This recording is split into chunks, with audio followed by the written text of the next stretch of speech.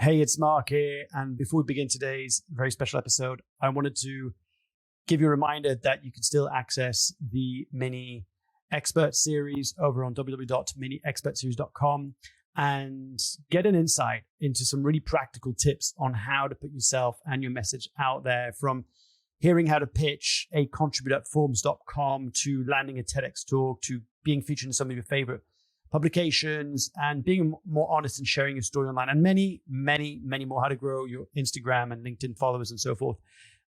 It's all for a good cause. Over the next week or so, the funds are still going to the crisis fund for children in Ukraine. So head over to www.miniexpertseries.com, and I can't wait to hear how that has helped your impact go far and wide. Hi, and welcome to the Unconventionalists podcast. I'm your host, Mark Leruste, and this is a show about what it's really like to turn your message into a movement. I've got a very special guest today, my good friend, Tony Riddle, who's been on the show twice already. I'll put the links of the previous episodes in the show note.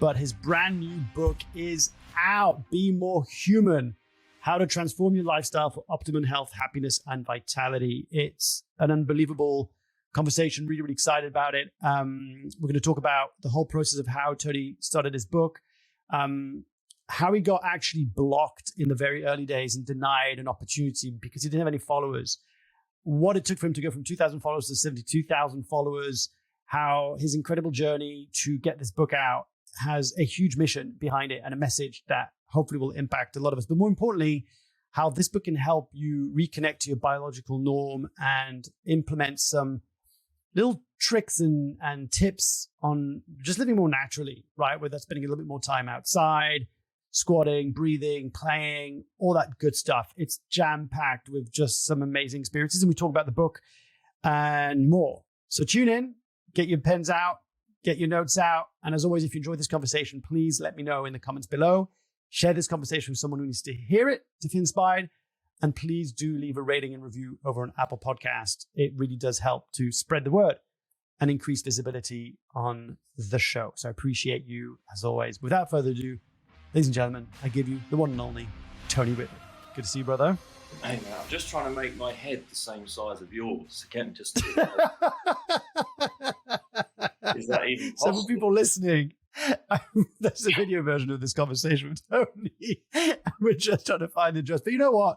It's all good because we're all here to talk about our heads or the size of it. But I'm so excited. I've been looking forward to this conversation. This is the third time you've come on the podcast. I actually think that you're one of the rare. I think there's only you and David Baker, I believe, who's come back that many times on the podcast. So a fan favorite. Tony, appreciate you for making the time, for being here today, especially that we are right in the middle of your book launch week, which is super exciting. And for those who are watching this on YouTube, I am holding a copy of the book. Be More Human. Be More Human. How to transform your lifestyle for optimum health, happiness, and vitality. I was reading a bit of this out loud yesterday around sleep studies for this. I'm running a competition. Well, I'm running competition launches. It's drawn today, and I thought, right, I'm going to read this. I said, I'm going to read this now. I'm sitting comfortably. I'm just going to read this from my book, Be More Human, read to you, of course, by Tony Riddle. You know, it's just and that itself is an experience, like the audio book. You know, I sat in a recording studio. We're straight in, by the way, Mark. We're just going away. I was in a This is it. This is recording studio. We wouldn't have it any other way for 2 days solid, and that's coming from someone that was late to reading, right? Late to speaking, to the point my parents took me to see a specialist. He's not talking, and and stuff unraveled out of that over time to where I am now, I guess, and even in the book. But to sit there then suddenly reading out loud, and it's intense, man. It's like from 9 in the morning until people that don't know about recording audiobooks. This is great. I'm going to have to go through that. So this is really interesting for me because my publisher's already told me, like, we've already got the audio thing sorted out. I'm going to have to read it. So what is it like for someone who's got no idea, right? Like people who listen to Audible or whatever, they like to get their audiobooks. I know quite a few people actually who prefer audio books than actually reading books these days. What's the experience like for an author to actually read? Firstly, it's your baby, right? So it's your books. It's great to be able to have your voice, right, to start with. Yeah. But then also, for me, I'm sitting in a recording studio. So you're in a recording in a booth, a soundproof booth with one of those wonderful mics in front of you, a big fluffer on it, whatever they're called, right? And reading off an iPad. And especially since I'm reading about a natural lifestyle, right? And in the movement chapter, I'm talking about not sitting in chairs, and I'm kind of in this chair position with this, and in poor air quality, poor lighting, and just all of it. You're back to your dim underneath the railway tracks. And then of course, that's the beauty of the book. It's saying we can't all live in nature, but it doesn't mean we can't live naturally, and we're trying to get those needs met in every environment. So it's then, well, what could I do within that environment to change it? So it's changing sitting positions and getting out when I could to just get out in the fresh air and get some natural light in and get some fresh air on board and then go back in again. But you're there from 9 till 5 reading out. Oh, wow. And you have how many times do you actually stop and repeat yourself? Well, actually, you know what? Like, how many times do you actually go like, oh, can I do that again? Can we just re-record that one paragraph? Like, how much of that happens? I guess it's really going to be individual specific, that, Mark. Read to your kids more and more, and get into the voices. Like I come out with all the characters when I'm reading books, like, and all that stuff, because actually when it comes to reading, it just really helps the intonation, at least, with the book, right? And just all the rhythm and the timing of it. I think it really helps. The more familiar you get with reading out loud anyway. And I think having kids has really helped me, even when it comes to public speaking. Just that reading out loud all of a sudden, finding your voice.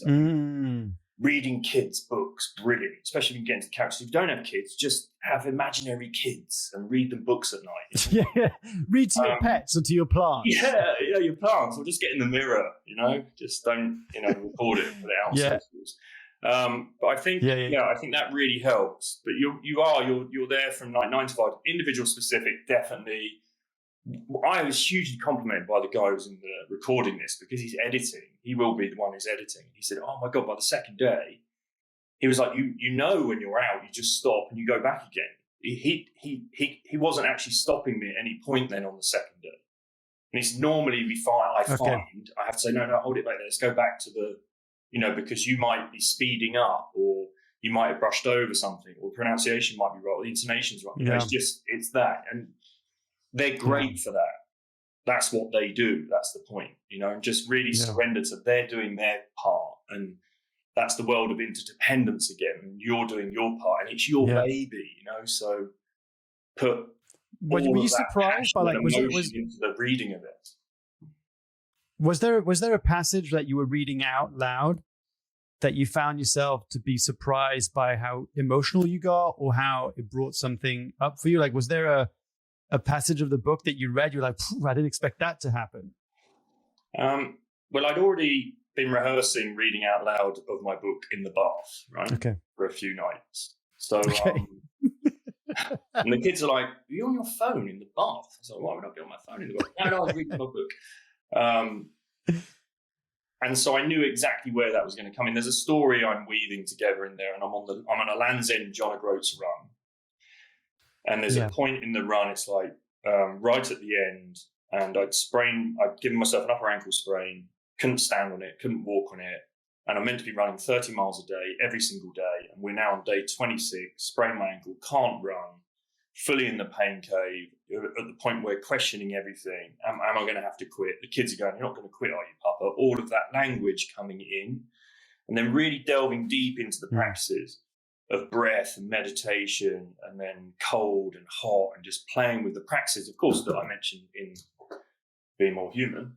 But they were the go-to recoveries, but not just for the body, it was really for the mind, because I had to switch my perception from being a victim and in pain, and I had to flip all of that to healing language. If you you have one space, and if you fill it with negativity, and there's no room for positivity within it, well, what's the outcome of the space? So it's like, well, firstly, I have to just surrender to what's the pain, what is it, and what are my real concerns with that?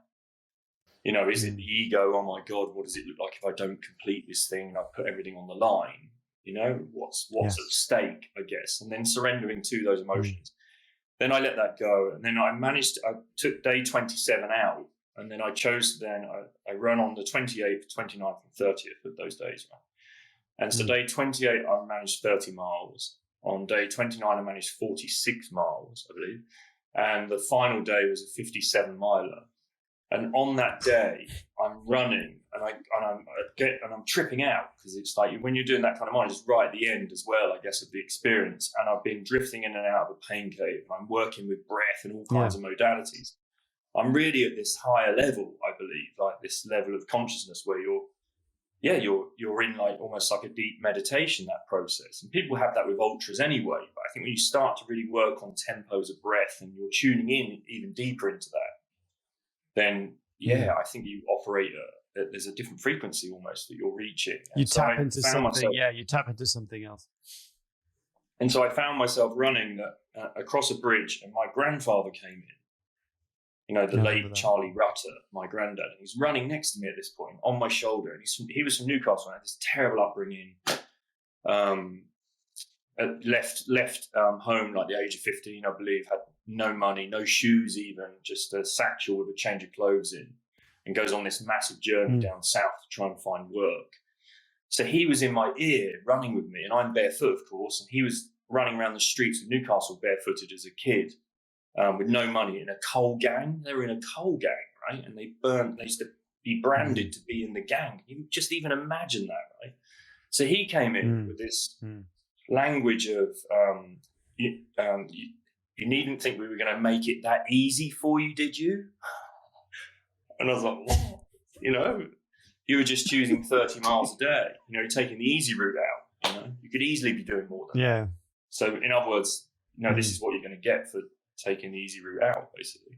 Had to become more challenging for you to reach those layers, it felt like, for me to have that level of rite of passage, because that's what that run, the pilgrimage that run became. That's what it felt like. In that moment, I discovered that, oh my God, that's why I needed to get to that level. That's where I needed to go. And as he finished chewing my ear off, in this Newcastle Geordie accent, I look across and this rainbow had appeared out of the water. And that then became the name of Bo. It was like the inspiration for Bo's name, because Bo's middle name is Rain. So he's Bo Rain Riddle rather than Rainbow Riddle. Right? I thought about Rainbow Riddle, and Millie was like, no, can't call him Rainbow, Papa. No, let's call him Bo Rain. And then the other part of that story is I then turned the corner and there's this massive sign, huge sign for the Glenmorangie whiskey distillery. And that was my grandfather's whiskey that he used to drink, so it's all just, again, coincidences and tripping out perhaps, but also reaching higher states almost within that. That's the part that broke me. And it didn't just break me, it broke the guy who was editing. So I started breaking up behind the mic. I was kind of choking up, and then he was choking up. And I paused for a bit, and he said, oh man, tell me about it. He's just, oh, Tony. And then David from that pair, they'd just been away just to go traveling, and they showed me, and they put a load of stories up on Insta to say, oh, we got your book, Tony, it's amazing. They DM'd me, and David sent a shot of him with watery eyes, and he said, I've just read the story about your granddad, man, and I've just shed a tear. It's incredible. This book's brilliant, so that's I remember that story. I remember when you came back from your challenge and you told me that story, because it is. I think, and as soon as you started saying that, I was like, I know where you're going with that. I know where you're going. And for people who haven't listened yet to our previous conversation, we've got 2 interviews. I'll link them in the show notes below. You did do a barefoot challenge from across the UK, from the southwest southern point all the way to the most further point up in Scotland. Northern and the mainland. On mainland. Yeah. And you like to put yourself through some incredible amount of pain. When you beat the world record of running through the 3 peaks and barefoot and documentary and all this stuff, there's some juicy stuff in there. One of the things that I was really keen to get you to kind of talk about this, because I told you it would feel so surreal for me to hold this book. I told you, right? Because I remember years ago, I think the first time we met was 2015 or 2016. And it feels so good, man. It does feel good. And then for those of you going to get your hand on this copy, you can close your eyes and you can feel the cover, and it's got little relief. Yeah. a little kind of like nice little font on there. Yeah, man. With the foot. And Julie asked me, is that Tony's foot in the middle? No, it's is not. That your footprint in the middle, or is it? It's a close kind of illustration of my foot. Yeah. Yeah, I love that. So you, and I know we talked about this in the mini expert series, but I still want to draw this out in this conversation with you. I want to take you back to 6 years ago, something like that, when you first started talking about your book and you went through these different iterations. People kept going, Tony, I think you've got a book in you. Tony, you should write a book. And there was someone at a retreat, I believe, like you had some journalists who came and attended one of your first kind of retreats and said, I think you should think about doing this book. What helped you go from, this might not be such a crazy idea after all. Maybe there is a book in me and maybe I should explore this. What helped you switch that? Telling my story is the story, right? I believe. So, let's go back. Let's just go back 6 years, right? And I've just delivered a men's retreat at 42 acres, right? At that point, I was really connected to 42 acres, on the board, helping with the philosophy there. And it was a friend's space. And this was very different, this men's retreat, because I didn't necessarily want it to be about the house so much. I was going to take people out into the forest and have them building shelters. So it was a men's retreat, build shelters with a survival expert, to the point where we're getting clay out of the earth and just building clay wood burners in the shelters, and we'd light them and they'd have to stay alive. So that's a rite of passage in itself, right? I then have a week of that. It's a week-long retreat. And those practices are in the book as well, like all the way back then, 7 years ago, I think, 7 years ago, 6 years ago, of course. And we were with breath work. We were doing ice baths in their John Frieda suite. They have there the Frieda suite with this roll top bath in the main ensuite, doing all the men sitting around that and chanting. Oh, it's just brilliant. And then I went straight from that home. Katerina was heavily pregnant. I mean, like really heavily pregnant. So this retreat's about rite of passages, right? Rite of passage from there. With your third daughter. She was pregnant with your third daughter, right? And Katerina's, we're at home. We unschool the kids, so they're there. And I wanted the kids to be present at birth anyway. So they had this understanding what birth is and could see it through their own eyes rather than maybe the story that get passed on of like giving birth to bowling balls and watermelons. And I just wanted them to see a beautiful birth, really, and be witness to it and change their perception of birth, perhaps when they're older, or the world's perception of birth. Who knows? So they were present, and Katerina created this amazing white room with it's just like spiritual hub of the womb, basically, we're in this space, and was going through hypnobirthing. So breathing again was in that as well, the breath and this hypnobirthing track that goes round and round. I guess sometimes as the partner, when you're not you haven't been listening to that and the breath work for so long, you're a bit like, okay, enough of the tape in your head, And I'm like, right, okay, definitely baby's coming right now. I'm calling the midwife. Catherine's like, yeah, you need to call the midwife right now. And midwife wasn't picking up. So then just left messages with the midwife. And then Tallulah decides to come. That's it. Right? She's not holding on. She's like, it's very much like her now today. It's boom, straight out in the world. So I had my Lion King moment with Tallulah and hold her up. Like, this is amazing. I've caught the baby, and I passed Tallulah to Katerina straight on the boob. She didn't leave the boob after that. And then within 3 days of that, I'm now back at 42 acres, but now holding a journalist retreat. And I had journalists and influence, like a press retreat, for what was my warrior to warrior philosophy. It's essentially this, and because that was one of the original titles at one point you were thinking about. Back in the early days, you were thinking about taking it from worrier to warrior. Yeah, and the warrior became like the social norms of today, and the warrior was the biological norms. So it was in there. These templates of it. So that was in it. But when the journalists arrived, I was a bit smashed open because I've just done a men's retreat for a week and I've just caught my baby daughter. And so it's really open for me and quite emotional, I guess, in that stage of things, So I didn't hold the retreat from the very beginning, the first night. I said, I'll tell you what, I'm going to cook you all dinner and then we can just sit around, we'll chat and we can discuss. And then tomorrow morning we'll start the retreat. And it was in that moment that they were just, we're just just conversation, but asking me about my story.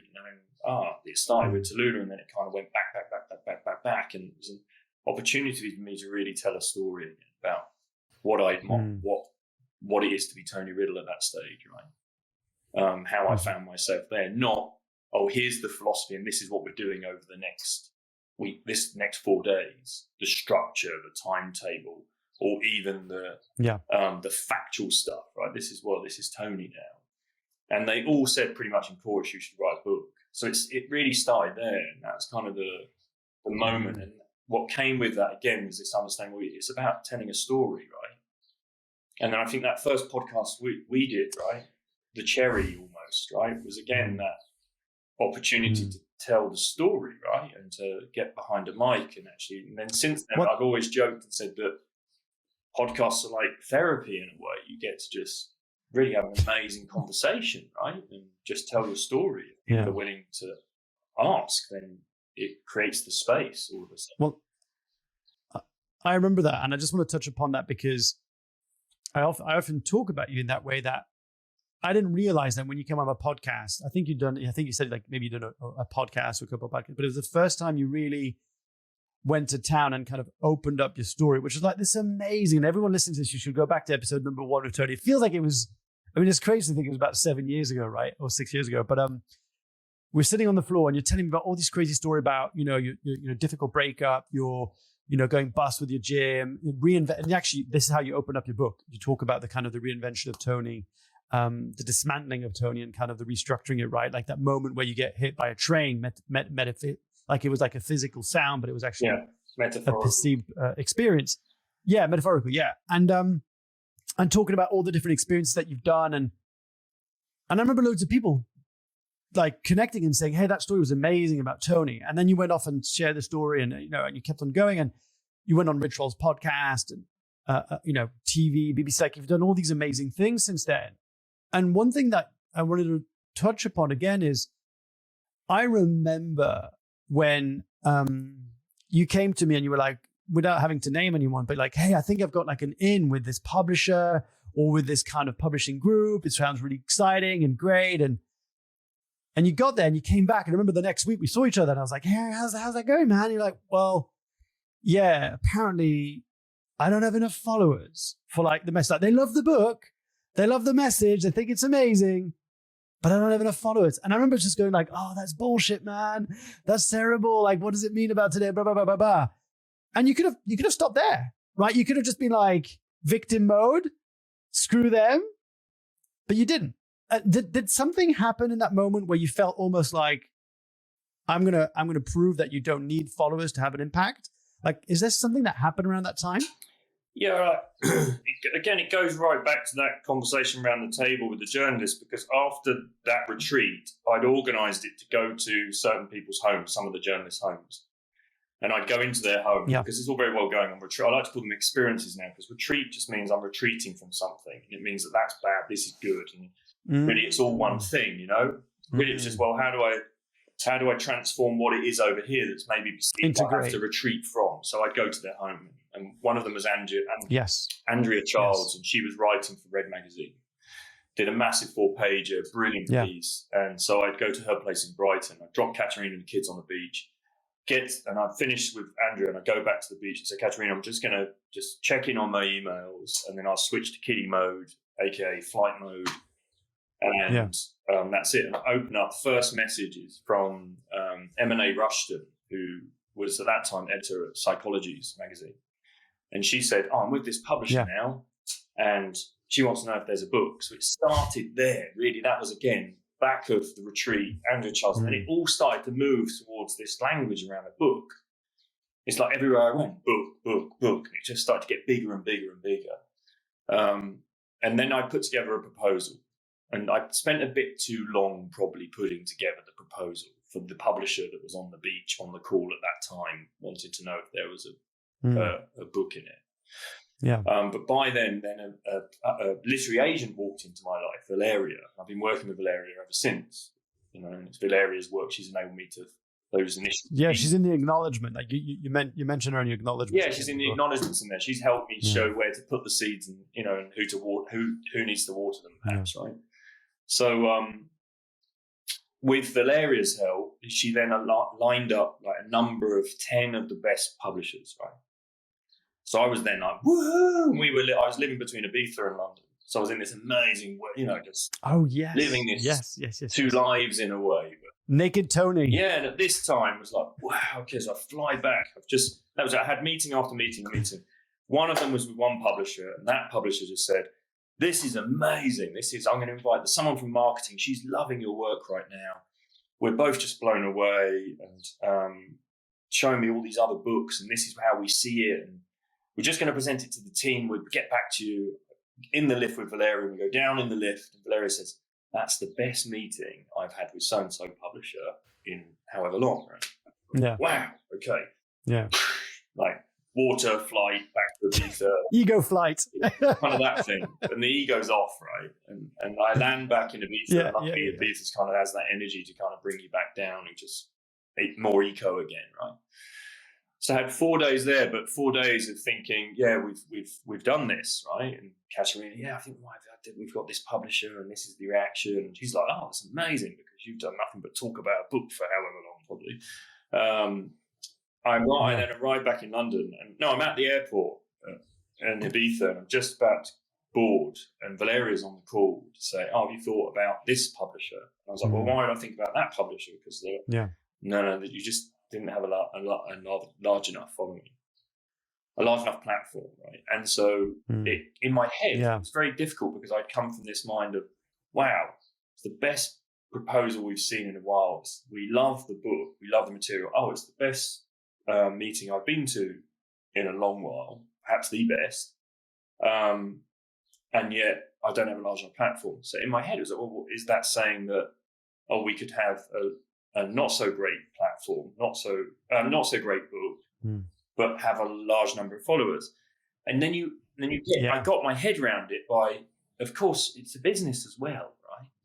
It is a business. Yeah. It's like a VC. And I get it. I 100% get it. And, in publishing, they might have 10 authors at that moment, and they have one that's going to be really, really successful, of course, right? So that one might take more energy and more marketing behind it and everything else. So I get it. And they also want for you to,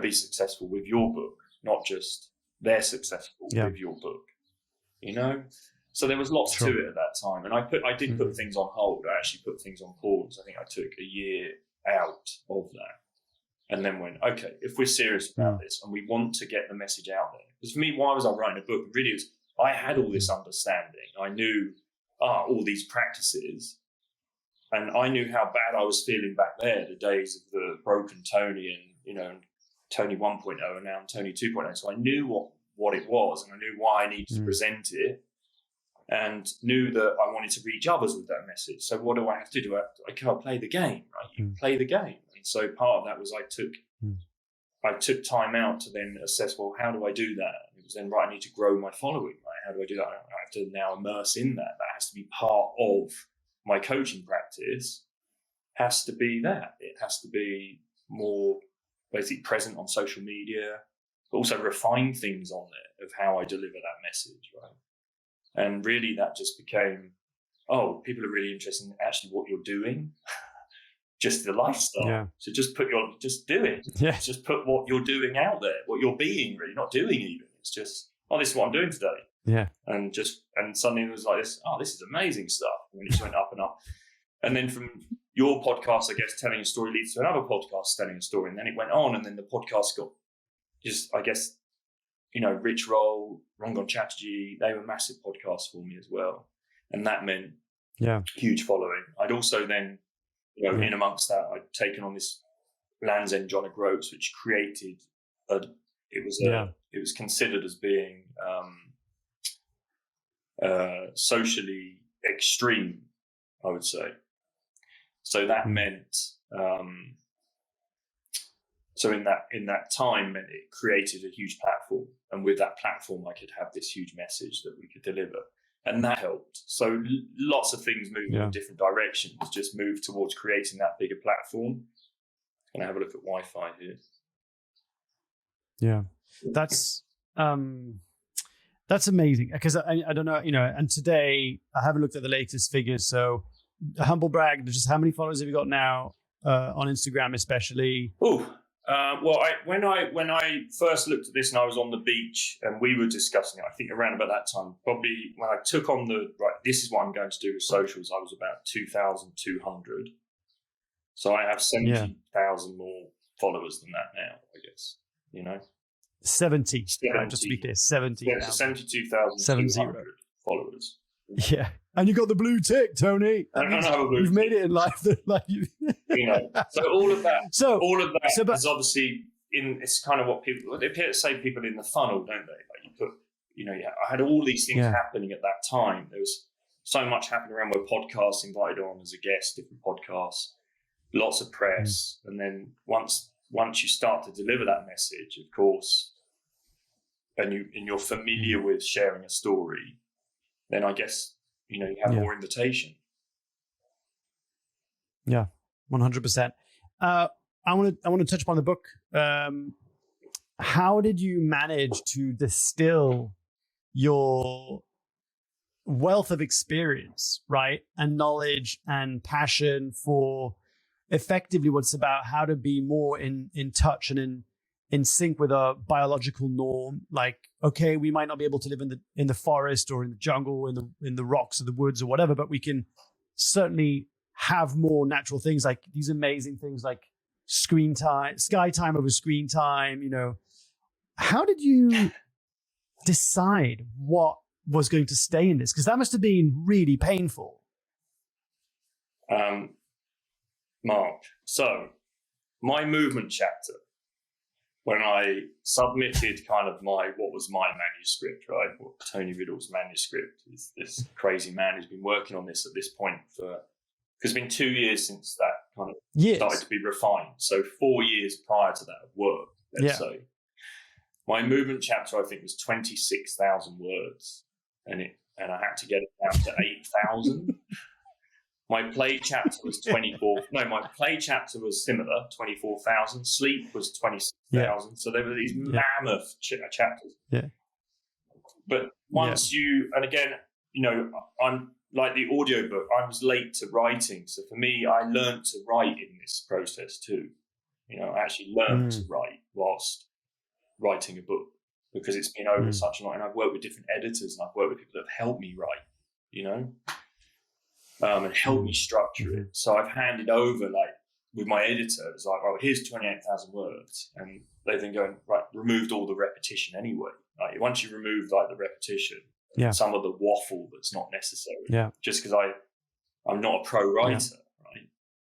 That comes with being a pro. I get an amateur writer in a way, learning as I'm going. And once you take a lot of that out, so that helped.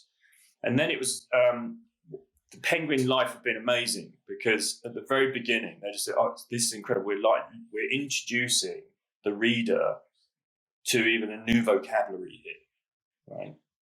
Some of your stuff's just no one's seen this before. It's just incredible, and we want to keep that."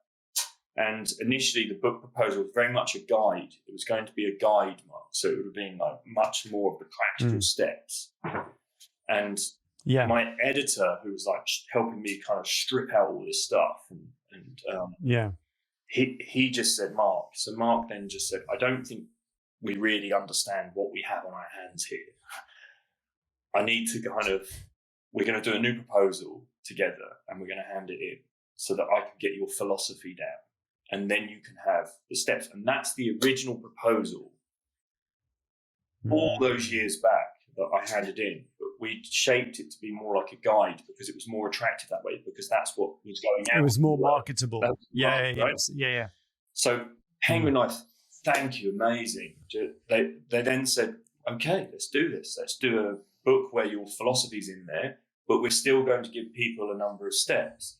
And that's what we birthed, basically. So that's what's enabled me to keep the message in there and the integrity in there, because it's a nice blend of philosophy, understanding how it looks in nature versus where we're at now, and then steps to get there.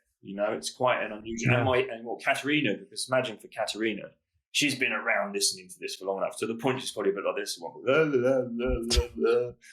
Here he goes again. Yeah. Be more human. If he says that one more time, can you imagine? Not expressing it, but it would, No, I get it. And it was my baby at that point. Right? So she then suddenly now Katerina has this book, right? And she piled through it. She went, oh my God. He said, it's just amazing. The breathing and being, Tony, I totally get it. You are breathing and being in that chapter. It's like, how do you manage to keep that? It's just your humour's in there. How do you manage to keep the humour?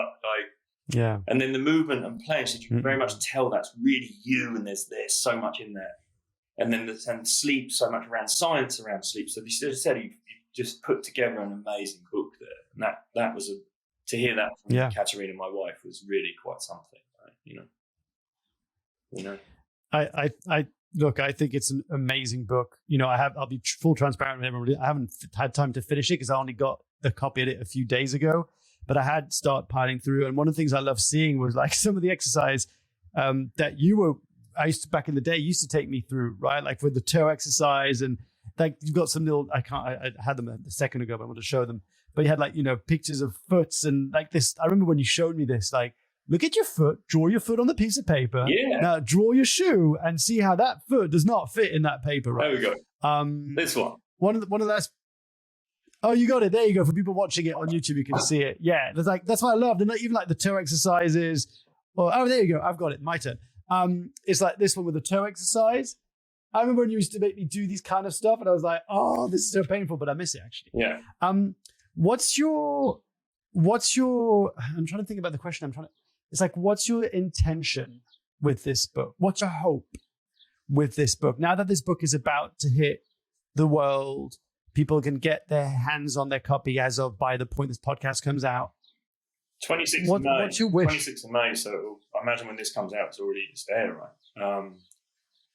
Yeah, it'll be out. Yeah. What's the intention? Well, the intention was set way back there. Right? Yeah, like.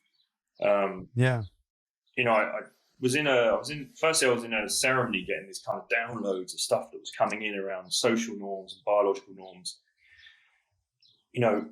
I'm a father to 4, right? So there's that's inclusive within the book. There's this whole conversation, not just around personal health, but planetary health as well, right? So it's about biodiversity. And it's about all of us understanding that there are ways of living that are more in sync with our human biology, but are also better for the human, but better for the planet in that sense, right? So there's that. Yeah. There's that message in there. There's the link then to indigenous cultures, because if 4 to 5% of the world population are indigenous, yet look after 80% of the world's biodiversity, we have to be listening there. So there's a part in there that I wanted to amplify that message, or they even enable awareness. The awareness. And so to steer people to that, because we're again, before I started raising funds on one of the last runs for Survival International that are fighting the fight for indigenous people around the world, people are like, oh my God, I had no idea this was going on in the world, right? Because we don't. We just have our linear streets where we go protesting in, but actually what's going on outside, what's still happening to certain cultures around the world. So that was in there. Then there was this, what came in for me, what I was explaining earlier, is that I had my breakthrough, right? I lost the business. I went bankrupt. I was at rock bottom. And yet I knew so much, really, it was in there. I just had to start living it and being it, right? And that's largely what these practices are about. The breathing and being chapter, and the sleeping and resting chapter, and the eating and drinking chapter, and the indoor and outdoor living, they're the things that really game changed for me. The movement and play, I was a coach already in it, and I knew it, But those other practices for me completely transformed my life, right? And so there's that message. It's really, if we don't have access to it, or I have that knowledge, and what do I do? Keep it to myself. I want to get that out to as many people as possible. Now, a book enables us to do that. Social media enables us to do that, right? If you can get it out there, that model's changing somewhat, right? So I just felt, what about those people who don't have that knowledge, haven't tuned into that wisdom perhaps that's coming in, and how can I help those? And that's really the message. So Make it more accessible. Make it more accessible, 100%. But also, again, it comes to awareness, doesn't it? Like awareness for Indigenous cultures, awareness for the environment, awareness for that personal and planetary health. It's all there. And I feel I've done that with this book. I honestly feel that. I think the message is there. Well, there's also, there's a part of the book I feel like for every Tony 1.0 out there who might feel like they're not living in congruent with their, truth, that they feel like they're a bit of a fraud, because you talk about this, like you were shredded, like you could be on a cover magazine, but inside you were just broken, And so how many people can relate to that, to this idea that we know there's probably more, we're not probably living, a true authentic life. And I feel like this book is one way to access that and tap into that. One of the questions I wanted to ask you before we go is, in 5 years from now, 10 years from now, what's something completely crazy that your book has enabled you to do, or something happened from the back of your book that you could have never expected? Like, what's a wild, crazy thing that you could go, Mark, if this happens, then there's something crazy about the world? Like, what would be something insane that could happen on the back of this book being out in the world? Oh, on the back of the book, I don't really want to put, I think to put expectations on what I want it to be in 5 years, or where it would be in 10 years, or something that crazy would come from it. I almost don't want anything crazy. Well, this is not about expectation.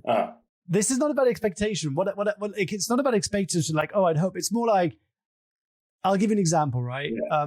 So my book's coming out in September. If I had to think about something I would have never expected, it's like Obama sent me a DM, right, on Instagram, or sent me a Twitter message saying, hey, I just picked your book and I just want to let you know I really enjoyed it. Like, that would be a crazy, like, it'd be like, what? Something like that. So there's just something that if you had, because I'd like to go back in time, like in 5-10 years, we come back to this conversation and listen to what you said and see how far is the bar, like how. Because I already have stuff. There's already really stuff unpacking right now. Like I'll be on Chris Evans next Monday on Virgin Radio in the morning, right? At 9:30 in the morning. That's going to be huge.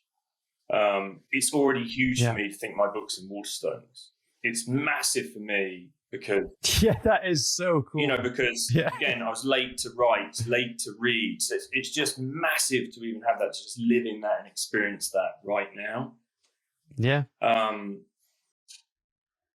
I just feel like I'm already having these amazing experiences. I'm already having these amazing opportunities. Cool. They're already coming up, And I think the intention of the book is what the intention is. I perhaps maybe would like to, through that process, work maybe closer to those organisations that are fighting the fight for those Indigenous cultures. Maybe, those bigger organisations, and have a voice within that, be invited into that, perhaps because the book's enabled that. And then I'd have to question, well, why wouldn't I do that without a book? I guess that's... Well, it opens doors. It gives you more exposure. It opens doors. Like, there's a lot of awareness from the back of a book that you can do, which can do some good work, like, for sure. Someone listening to this who's like, okay, Tony, I think I'm ready to get this book. But I'm not 100% sure. Is it really for me? Like, I work in the city, I'm not really like into this whole nature barefoot thing at this moment. What do you want to tell them at this point now, like, about what you want for them? There's case studies in here, like clients that I've worked with, of course, and there's people in their like late 70s and now early 80s in this book that just wanted to simply learn how to walk. And from that, then climbed Mount Everest Base Camp for their 50th anniversary, Mount Kenya, Atlas, Bhutan, were terrified of the cold, actually had trauma around the cold, did breathwork with me, took them through an experience called Move, Breathe, Chill with our friend Arthur. And then since then has been going to Hampstead Ponds and the River Lee 5 times a week for the last 2 years, right? That's in their late 70s, right? So that for all of us is such a profound message, right? That it's never too late for a start, right? It's never too late. Then there's stories in there around the entrepreneur killing it and sipping on a coffee in the morning to get going. Simple mechanisms within that just changed. And again, we want to be killing it, really, alert, thriving, all those messages, but not killing ourselves in the process, right? Because there's also longevity in this conversation. Entrepreneur, whatever you want to be, there's longevity in that. And if you don't address these things, well, unfortunately, we have burnout. I've had the burnout. I know what it's like, right? It's not a nice situation, especially when you have a young family like I did at that time. Right? It was essential for my growth, but hopefully the idea is I had to go through that so others wouldn't have to, and that's part of what this story is. Right? Yeah. And so, when I was back there, I probably could just whatever. I'm indestructible, right? That's probably what I was thinking at the time, because I had the body of someone on the cover of Men's Health, but it proved different, So I think it's for everyone, that message, and you don't have to take this book on. That's the point, and read it from front to back and try and do it all, because actually, you know what? When we're up against it, to try and do all of this stuff at once is just massive overwhelm, and you'll have a huge emotional reaction to it. And that will then create more stress. So I would just take chapter by chapter and work on the steps and do them over time. It could be play with it. This month, breathing and being. Let's just take on some breathing modalities, because if I breathe differently, it will change my perception of the world, and it will change my relationship with myself and others. And that includes the work, perhaps the environment, or what it is that you're trying to be killing it in. It will change it. And then you could say, right, movement next, or sleep next. And then you could even go back and start again and find nuances within it. And that's the beauty of the work. And once you start, wow, it's transformative. Yeah. I appreciate it, brother. Before I let you go, I want to acknowledge you for your book. It is a truly inspiring story of, especially that I've witnessed from being that rejection that you got years ago, the inception idea, the different titles, iterations, the going through all the different challenges, the everything. And what an honor it is to receive an early copy. I just genuinely want to say that. I don't take that for granted. Next time I see you, I'm 100% getting this signed, just so you know. And I know just how much this is going to help people. Even if, as you were saying that, like, if you try and implement everything, it's going to be overwhelming. I would say, like, just even if you implemented 10% of what you actually suggest in this could make a drastic change in people's lives and how they feel and how they connect to themselves and others. And from that place, they can then add on more, but almost go with the intention of like, hey, there might be one thing that you can pick up that's going to be really beneficial for you. So it's a beautiful book. It's well designed. Congratulations to you and the whole team, to Katerina and the whole family, to the Riddle. I miss you guys. And I've got one last question for you, actually. And I've asked you twice already, what does being unconventional mean to you? So I'm going to ask you a different question. And you're going to be the first guest to ask a different question because I've asked you all those twice. What does being human mean to you? Oh, what does it mean to be human? It means for me the ultimate expression of what the universe has uniquely assigned for me that couldn't be expressed through the voice of another or the behavior even of another. There we go. Yeah. Where can people find a copy of the book? If they want to find out more about you, follow you, buy your book, what's the best place to go to? You can head to tonyriddle.com. Yeah. Instagram at the Natural Lifestylist. I'd head there really at the Natural Lifestylist. And then, of course, just Google search, Be More Human, Tony Riddle, and it's there. Head there. Tony Riddle. Amazing. It always surprises me now, Mark. Congratulations. I have friends that say that, like, oh my God, I ran a Google search on you the other day. It's incredible the amount of stuff that comes up. I'm like, what does Tony Riddle eat? How does Tony Riddle sleep? It's fascinating. Yeah, the one I'm always surprised about is like, if I Google my name for something, it's like, what is Mark Leruste's net worth? It's like, who cares? Like, I don't know why that comes up as like one of the top Google searches. I'm like, that is such a random one. Anyway, Tony, be well. Good luck with the whole book launch. Everybody go and get your hands a copy. Love you, brother. Miss you. And let's catch up soon. Love you, man. Speak soon. There you have it, folks. I hope you enjoyed today's conversation as much as I did. Always a pleasure to hang out with my good friend Tony. Grab yourself a copy of his book. It's out now. It's going to be a blockbuster and it's going to be a game changer. I know for a fact that if you can implement 5 to 10% of what Tony shares in his book, you will feel a significant difference in your life and feel more in tune, more connected, more grounded, which we can all do a little bit more of. So if you enjoyed today's conversation, let me know over by sharing your comment in the comments below. And please do leave a rating and review over an Apple Podcast. And of course, if you're inspired by these conversations and you want to get your message out there and you want to raise more awareness about the causes you're serving, the products you're delivering, or services that you're sharing, go over to www.miniexpertseries.com to get some really practical insights and a game plan on how to implement some of these tools so that you can raise your profile in a way that feels congruent to your values and get insights from some of the world's most exciting experts. I'll see you in there. I can't wait. Until next time, remember, you matter and your message matters. See you soon.